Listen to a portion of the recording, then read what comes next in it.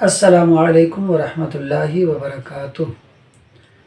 مدنی قاعدے کا سبق نمبر 12 نون ساکن اور تنوین کے قواعد کے تحت اظہار اور اخفاء کا قاعدہ چل رہا ہے۔ سب سے پہلے ہم سبق کو رمہ پڑھیں گے، اس کے بعد سبق کے ہم ہجہ کریں گے۔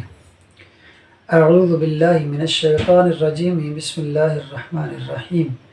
نوحا ہدینا فصبر جمیل خلق جدید جروف ہار کأسا دہاقا بخس دراہم۔ اب ہم سبق کے ہجے کرتے ہیں۔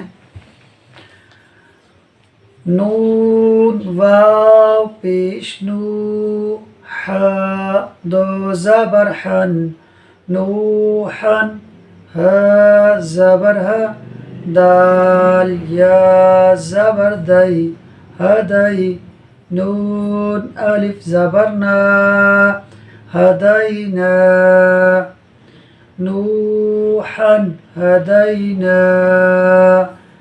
ہا پر دو زبر کی تنوین کے بعد ہا حروف حلقی میں سے ہے، لہٰذا اظہار ہوگا، یعنی تنوین میں غنہ نہیں ہوگا۔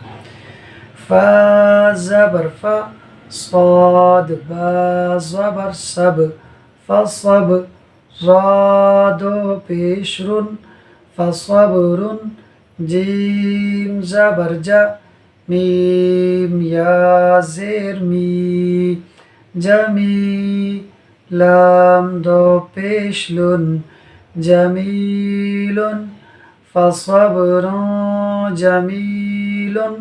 اور را پر دو پیش کی تنوین کے بعد جیم حروف اخفاء میں سے ہے، لہٰذا اخفاء ہوگا، یعنی تنوین میں غنہ ہوگا۔ خا لام زبر خل، قاف دو زیر قن، خلق، دال زبر جیم زبر جا، دال یا زیر دی، جدی، دال دو زیر دن، جدید، خلق جدید۔